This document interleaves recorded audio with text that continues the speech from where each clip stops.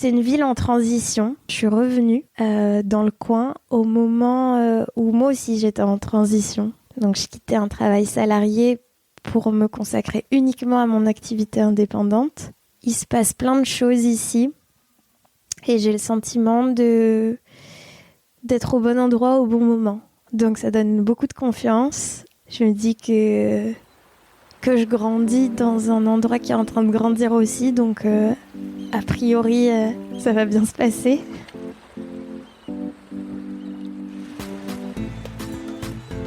Vous écoutez Marseille Créative, je suis Clémentine Roux, votre hôte. Dans ce podcast, découvrez les histoires d'artistes, d'artisans, de chefs, de designers, mais pas que. Vous entendrez des personnes engagées, marseillaises d'origine ou d'adoption, connues ou moins connues, qui font bouger Marseille grâce à leurs mains, leurs yeux et leur cœur. Bienvenue dans Marseille Créative, le podcast qui met en lumière les créatives et les créatifs marseillais. Je vous emmène au 52 rue Leva, à la Belle de Mai. Je suis au couvent, un lieu emblématique du quartier. C'est un ancien couvent reconverti en résidence d'art et en lieu de vie. Le couvent accueille plus de 80 artistes et artisans et a un jardin immense de presque 2 hectares ouvert toute l'année au public. On peut donc venir s'y promener, s'y prélasser, faire un pique-nique. Aujourd'hui, j'ai rendez-vous avec Mélissa Baranger, talentueuse illustratrice et designeuse qui est en résidence au couvent. Mélissa est aussi la finaliste de la Design Parade, le festival international d'architecture d'intérieur organisé chaque année par la Villa Noailles. Avant d'enregistrer cet épisode, Mélissa me fait le tour du propriétaire. Elle me montre le potager que les résidents viennent juste de replanter, la buvette qui accueillait ce jour-là un goûter pour les enfants du quartier, le poulailler et la partie du jardin uniquement accessible aux résidents, l'ancienne chapelle reconvertie en salle d'exposition, la cuisine partagée, un lieu où tout le monde se côtoie, tout le monde échange et a sa place. Il y a plein de bonnes ondes et une très très belle énergie se dégage de cet endroit. Mélissa Baranger, je l'ai rencontrée à un dîner organisé par une amie. Nous sommes rapidement devenus amies parce que nous avons beaucoup de centres d'intérêt communs.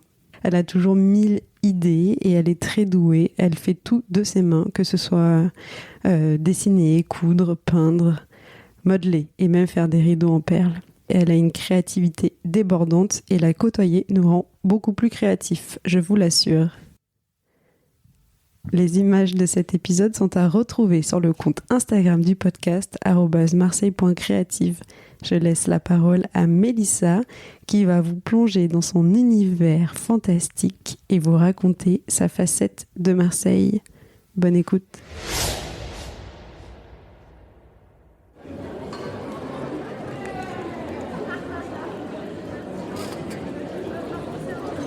Je m'appelle Mélissa, j'ai 29 ans, je suis designer et illustratrice. Je suis la créatrice de BAM Studio. J'habite à Marseille, je travaille à Marseille. Je suis née à Bordeaux et j'ai déménagé dans la région avec mes parents et ma sœur quand j'avais 8 ans. Donc j'ai déménagé à Ansuès-la-Redonne exactement. Donc c'est pas Marseille même, c'est à 25 minutes, quelque chose comme ça. Ansuès, c'est un village qui donne sur la mer, mais au final, c'est une toute petite partie qui est sur la mer. Il est très en long. Le cœur du village, il est dans les terres. Et pour moi, ça n'a pas été facile. C'était pas du tout l'endroit idéal que je perçois maintenant avec mes yeux de grande. J'avais pas envie d'être là à ce moment-là. Je voulais être à Bordeaux, ouais. J'étais donc à Mérignac, plus exactement. Et j'étais hyper attachée à la maison. Et je pense que c'était mon premier attachement au lieu. Et j'ai jamais été attachée à ma maison dans Suez. Et je pensais que j'étais peut-être détachée finalement des lieux. Et en fait, non. J'ai retrouvé cet attachement aux lieux, aux espaces, aux espaces habités et habitables. J'ai choisi d'habiter au Cours Julien parce qu'on a trop kiffé l'appart. C'est un grand appartement avec 3 grandes fenêtres qui donnent sur des platanes et avec une grande hauteur sous plafond, tout blanc. Et en fait, c'est un choix qui a été fait à 2. On a aimé, donc on s'est dit là. Et le Cours Julien parce que c'est central. Et même si aujourd'hui, et c'est un peu marrant, je suis assez attirée peut-être par les alentours ou les endroits plus en marge du tourbillon de la ville. Mais à ce moment-là, je voulais vraiment être au cœur. Et j'ai fait ma première année d'études, donc ma mise à niveau en art appliqué, dans le 13e à Marseille. Et c'était en 2013, donc l'année où Marseille a été capitale européenne de la culture. Donc c'était une année chouette. Et après ça, j'ai été prise à l'école Boulle, qui est dans le 12e arrondissement à Paris, où j'ai fait du design d'espace. Mon métier, c'est moi. Je me définis vraiment par ce que je fais. Et je me suis rendu compte que ça posait problème parce que je pose souvent la question aux gens de ce qu'ils font. Et maintenant, j'ai un peu arrêté parce que j'ai compris que tout le monde n'appréciait pas. Et du coup, j'ai découvert ce truc-là que tout le monde ne se sent pas être ce qu'il fait. Et mais moi, c'est mon cas, vraiment. Le dénominateur commun à tout ce que je fais, c'est de la création. Donc, il y a vraiment un truc d'hyper personnel là-dedans. Donc, je fais de l'illustration parce que c'était ce qui était le plus accessible pour moi. Ça nécessite pas d'espace, pas d'outils onéreux ou compliqués, ou juste s'acheter des crayons et des feuilles, c'est quand même assez accessible. Donc c'est comme ça que j'ai commencé à faire de l'illu et que j'en ai fait de plus en plus et je trouvais que c'était un moyen facile de développer un univers en étant autonome. Parce que si j'avais fait de l'objet ou de l'espace, ça nécessitait qu'il y ait une commande parce qu'il fallait le financer. Qui dit commande dit client. Qui dit client dit brief à respecter. Avec l'illustration, l'avantage, c'est qu'il n'y avait que moi et moi.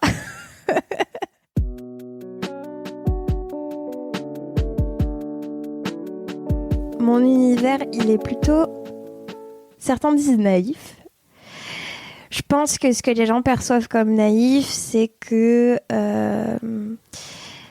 c'est figuratif, mais vraiment dans l'illustration, c'est pas réaliste. Je m'encombre pas trop des questions de proportion.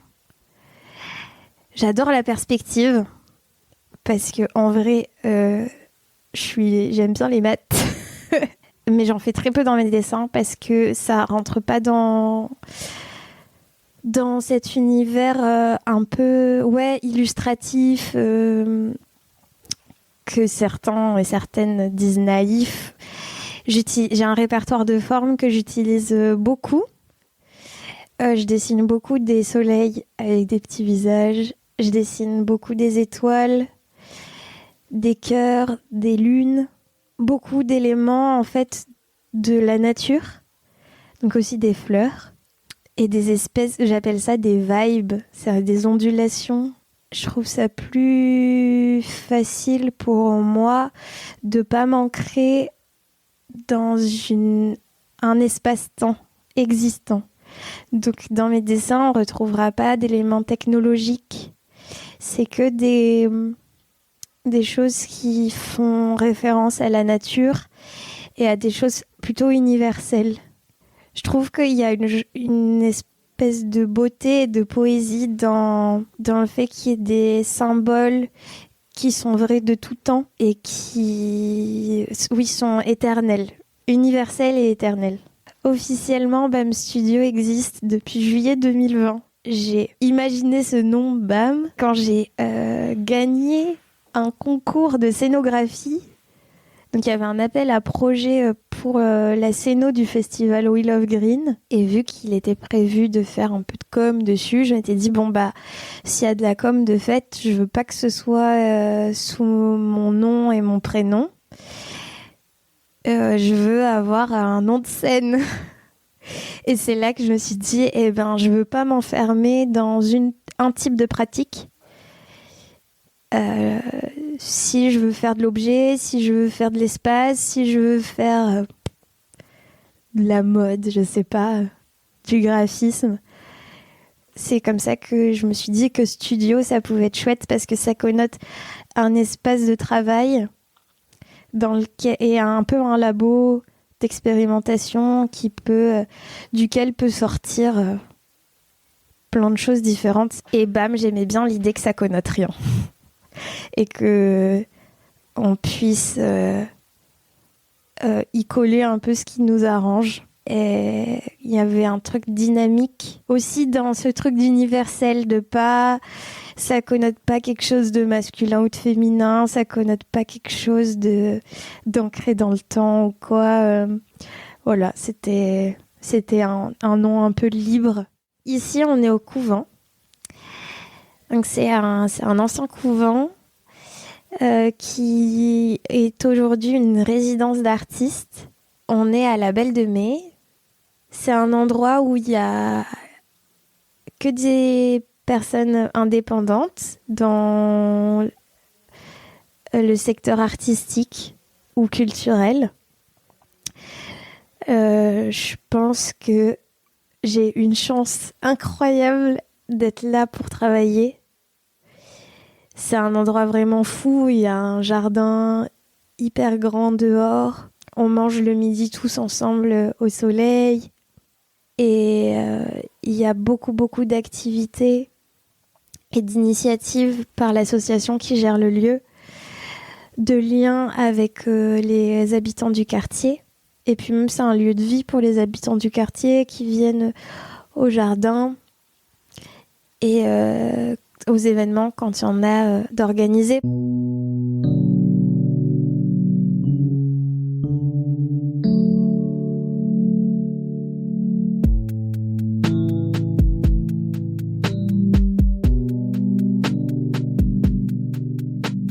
Mon tout premier projet, c'est mon oracle. J'ai dessiné un jeu de cartes divinatoire parce que en fait, ma maman est énergéticienne et elle en a plein. Et je trouvais que c'était un trop trop bel objet. Mais les significations, je me parlais pas, c'était genré. Il y avait certaines significations dans certains de ces jeux qui étaient négatives. Donc je me reconnaissais pas, ça me convenait pas. J'ai regardé tout ce qui existait en signification. J'ai viré les significations qui me convenaient pas. J'ai twisté celles que je trouvais twistables. J'ai écrite des significations que je trouvais manquantes. Et ensuite, sur toutes ces significations, j'ai associé des images que je trouvais cohérentes. Mais tout ça, ça m'était hyper personnel. Je me suis pas appuyée sur des codes existants parce que je me suis dit... M'appuyer sur une sémantique que je maîtrise pas, ça n'a pas forcément de sens. Je préfère faire table rase et assumer que c'est une sémantique qui m'est propre. Donc c'est comme ça que j'ai dessiné mon premier oracle. À la base, je le faisais pour moi. Et c'était un tellement gros projet parce que j'étais salariée à ce moment-là, donc je faisais ça le soir.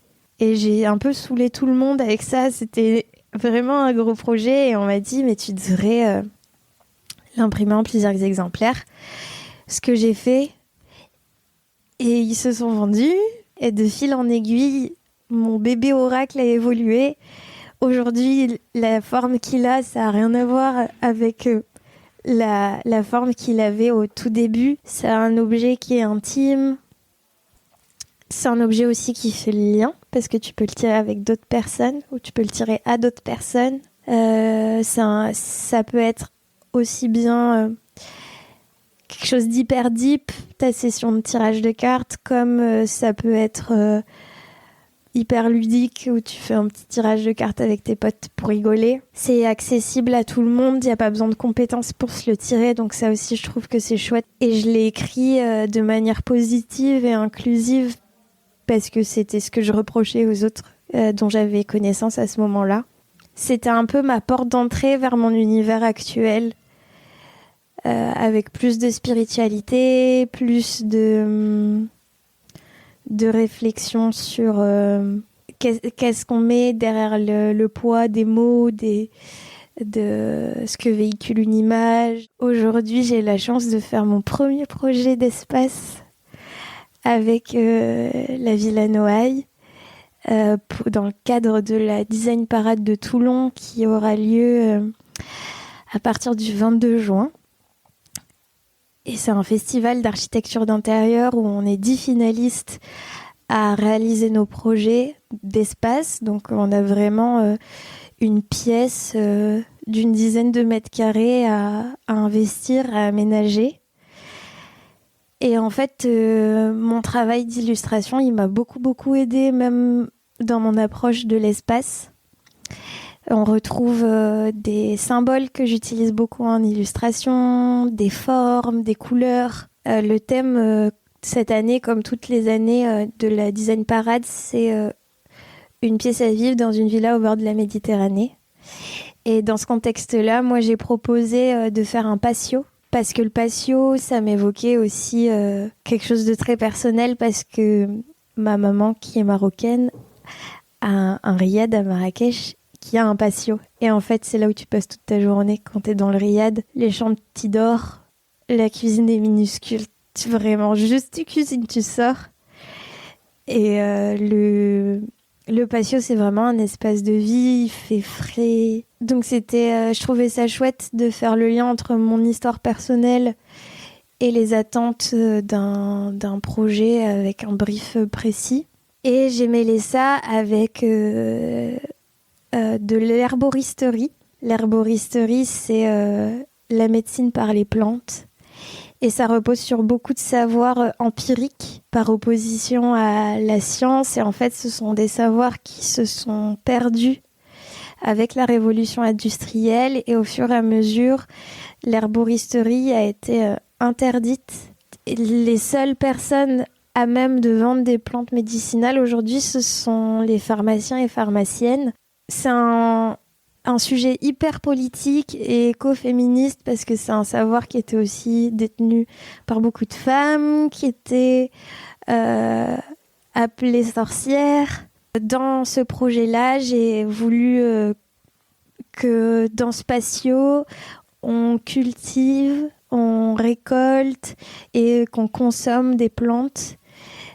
J'ai choisi la verveine parce que sur la place de Marrakech, t'as des gros sacs verts avec plein de verveine sèche dedans, et que j'ai toujours consommé de la verveine en infusion. Donc un patio qui est le centre d'une habitation où tu viens te reposer, où tu viens mettre un peu les mains dans la terre,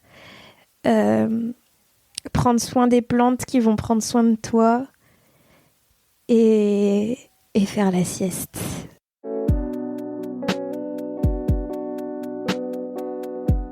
Marseille influence mon travail dans ma manière de travailler, parce que c'est une ville en transition et je suis revenue dans le coin au moment où moi aussi j'étais en transition. Donc je quittais un travail salarié pour me consacrer uniquement à mon activité indépendante. Et du coup, ça influence forcément mon travail dans la mesure où il se passe plein de choses ici. Et j'ai le sentiment d'être au bon endroit au bon moment. Donc ça donne beaucoup de confiance. en l'avenir. Je me dis que je grandis dans un endroit qui est en train de grandir aussi, donc a priori, ça va bien se passer. Et c'est inspirant d'être dans un lieu comme le couvent, entouré d'autres artistes. On se demande nos avis, on échange sur des problématiques communes ou pas. Il y a des initiatives entre artistes. Il y aura une exposition en septembre, je crois, de luminaires, où 100 artistes vont faire fabriquer un luminaire. Et ça, c'est une initiative qui a été prise par l'un des résidents du couvent qui travaille, lui, le luminaire. Je ne sais pas si j'entretiens une relation particulière avec les Marseillais. Parce que, alors là, attention. Moi, je ne me considère pas comme marseillaise. C'est ici que j'ai passé la plus grande partie de ma vie. Mais je ne me suis jamais sentie d'ici. Je me sens pas pour autant bordelaise. Je me sens pas parisienne non plus. Donc en fait, je me sens un peu rien, quoi. Disons que cette case qui a besoin d'être remplie chez d'autres personnes, chez moi, j'ai le sentiment qu'elle n'existe juste pas. Mais du coup, j'ai du mal à catégoriser les gens par rapport à une appartenance géographique. Surtout que je trouve ça hyper dur de généraliser parce que... Alors, à Marseille, c'est hyper fort. C'est peut-être le cas dans beaucoup de grandes villes. Mais c'est tellement varié selon le contexte socio-culturel dans lequel tu évolues. Ou... Si tu as grandi même au sein des quartiers nord, tu n'as pas la même chose selon l'endroit des quartiers nord où tu es. Et cette pluralité d'appartenance et de catégories socioculturelles, forcément, en ressort des personnalités hyper différentes. Donc, je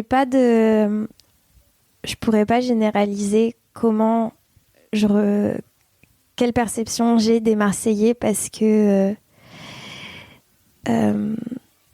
le cliché qu'on voit, donc le cliché c'est quelqu'un qui parle fort et qui porte un survêt de l'OM et peut-être qui est pas hyper poli, mais c'est pas vrai en fait. C'est un Marseillais ou une Marseillaise parmi les Marseillais et les Marseillaises. À Marseille, j'aime justement cette pluralité et le fait que y a un champ des possibles très très vaste. Et ça s'applique à plein de choses. Ça s'applique aux activités que tu peux faire, aux endroits que tu peux voir, aux paysages que tu peux voir. Et du coup, ça laisse aussi le champ des possibles hyper large, je trouve, dans l'absolu de ce que tu peux envisager. Et qu'est-ce que je déteste à Marseille ? Je crois que je déteste... C'est dur parce que je déteste pas vraiment les choses, mais en tout cas, j'aime vraiment pas. C'est la première fois que je le vis, le fait d'être ici, être à Marseille, c'est un sujet. On est beaucoup de nouveaux arrivants à Marseille, dont je fais partie, même si pour moi c'est un retour. J'estime que je fais partie des nouveaux arrivants parce que j'ai jamais vécu dans Marseille. Je découvre. Donc, c'est une période particulière et je pense que c'est aussi beaucoup lié à ça qu'il y a le sujet de d'où tu viens, depuis combien de temps t'es là. Et à la fois, j'ai joué à ce jeu-là au début, j'ai posé ces questions-là et maintenant ça m'agace parce que en sous-texte, il y a un peu un truc de légitimité et de devoir se justifier. Et déjà, je trouve que les personnes qui connaissent l'histoire de Marseille sauront que c'est vraiment pas justifié de demander d'où tu viens en étant ici. Parce que tout le monde... Ou bien d'en faire un sujet. Parce que c'est ça l'histoire de Marseille, c'est des gens qui arrivent de nombreux horizons divers et variés. Et là, il y a un peu un truc de t'arrives, t'es pas forcément...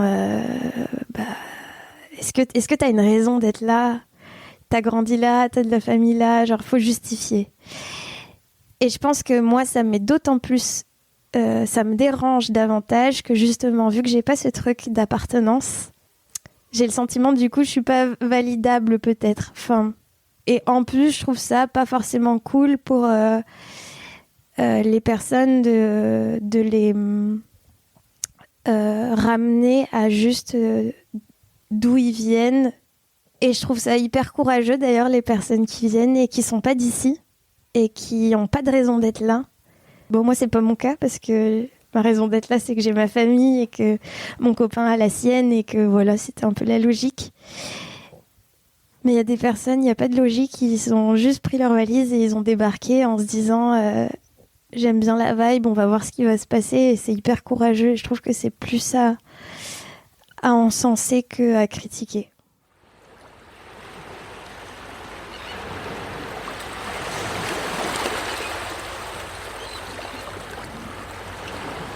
J'aime beaucoup aller en librairie.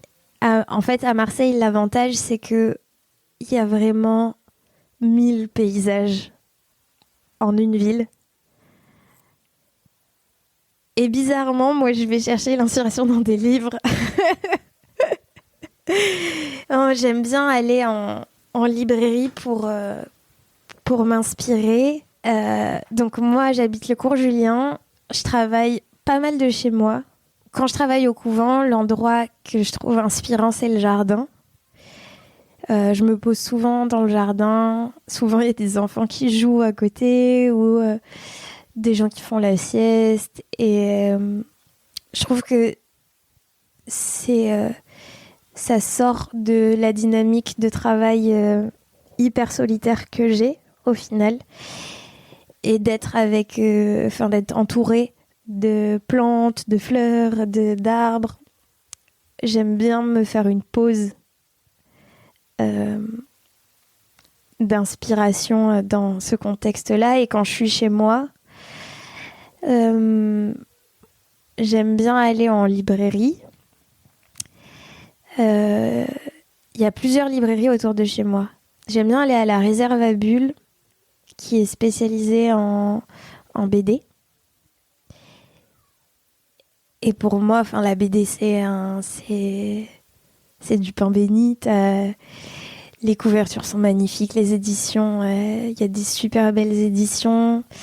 Ça m'inspire pour la couleur, ça m'inspire pour les formes, pour des idées que j'aurais pas eues autrement. J'aime bien aussi aller à Omirette. C'est une boutique d'illustration qui fait beaucoup d'expositions. Y a la librairie Maupetit qui est un petit peu plus loin, mais qui est hyper grande. Et j'aime bien parce que je trouve qu'elle fait vieille librairie. Je sais pas si elle est si vieille que ça, mais en tout cas, ça fait institution. Je trouve que c'est un côté réconfortant. Un autre endroit qui m'inspire indirectement, mais c'est plus que ça me fait un reset. Alors, je ressors avec un cerveau tout neuf. C'est quand je vais au Frioul. Je trouve que d'être sur une île, il y a un peu une confrontation des éléments hyper purs. T'as du minéral, de la végétation qui est là, qui a l'air de s'accrocher. Tu dis, waouh, respect, vous êtes là, les gars, ça n'a pas l'air d'être facile, mais vous êtes là. Il y a du vent. Quand il y a du vent, c'est vraiment hyper violent. Et t'as la mer partout autour et le ciel partout autour. Le petit bonus, c'est qu'on voit en Suez. Je fais coucou à mes parents qui sont là-bas. Et le fait d'avoir une pureté visuelle, j'ai l'impression qu'il n'y a pas d'interférence, qu'il n'y a pas d'éléments perturbateurs. Pour moi, l'odeur de Marseille, je ne saurais pas dire parce que vu que je vis en centre-ville, il n'y a pas d'odeur hyper chouette. Mais l'odeur de la région, en tout cas, pour moi, c'est les pins. L'été, quand ils sont bien chauffés par le soleil et qu'il y a toutes les essences qui ont bien chauffé et qui sentent hyper fort, j'y ai toujours été super sensible. Même quand j'étais petite, je me souviens très bien apprécier cette odeur-là. Le son qui symbolise Marseille, c'est un peu difficile à dire aussi parce que vivant en centre-ville, je pense que c'est le son du centre-ville comme de beaucoup d'autres centres-villes, à savoir les moteurs. Mais contrairement à d'autres centres-villes, quand tu t'éloignes un petit peu, il y a les vagues. Ça, c'est pas mal. Le goût qu'à Marseille, je rigolais avec des copines il n'y a pas longtemps.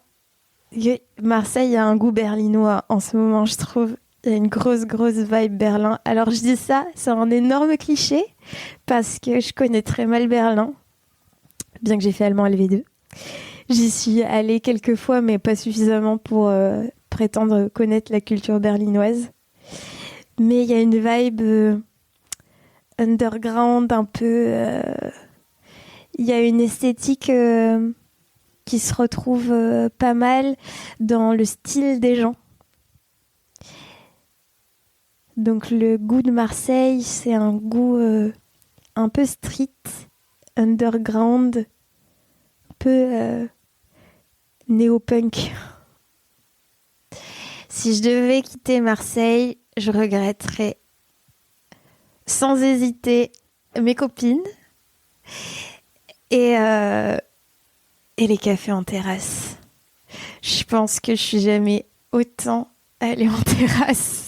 Parce que la terrasse, c'est pour le petit-déj du matin, pour la pause café, bah oui, pour le déj, pas tant qu'à faire, pour l'apéro, bah, je vais beaucoup sur la plaine parce que c'est vraiment pas loin de chez moi.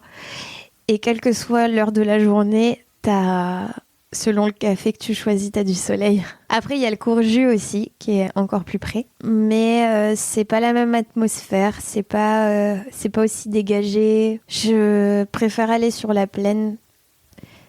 J'aime mieux, c'est plus vaste. On voit plus de ciel, je crois. À quelqu'un qui n'a jamais visité Marseille, je dirais que c'est une très grande ville. Plurielle. Qui a beaucoup de facettes. Je dirais que c'est une ville où il fait bon vivre et des randos trop chouettes à faire. Et en même temps, plein de choses culturelles à apprécier dans le centre aussi. Je dirais de pas croire que ce qu'il voit est exhaustif ou que ce qu'elle voit est exhaustif. Oui, je dirais à une personne qui ne connaît pas Marseille de rester très ouvert et de ne pas tomber dans le cliché. Merci à Mélissa pour son témoignage inspirant. Pour découvrir son travail, tu peux la suivre sur Instagram @bam.studio. Tu peux jeter aussi un œil à son site internet et sa boutique en ligne. Rendez-vous sur hellobamstudio.com pour voir et acheter ses oracles ou son tarot de Marseille. Je te donne rendez-vous chez Omirette, situé au 19 rue des Trois Rois à Marseille. Comme tu l'as entendu dans cet épisode, Mélissa est finaliste de la Design Parade, le festival international d'architecture d'intérieur, pour voir sa pièce à vivre, le bruit de la verveine. Je te donne rendez-vous à l'ancien évêché, situé à Toulon, à partir du 23 juin jusqu'à fin octobre 2023. Je vous donne rendez-vous dans 2 semaines pour un nouvel épisode. Et avant de partir, si vous écoutez ce podcast sur Spotify ou sur Apple Podcast, est-ce que vous pouvez me mettre 5 étoiles et un commentaire pour donner envie aux autres auditeuristes qui passent par là d'appuyer sur Play. Merci encore pour votre soutien. À bientôt.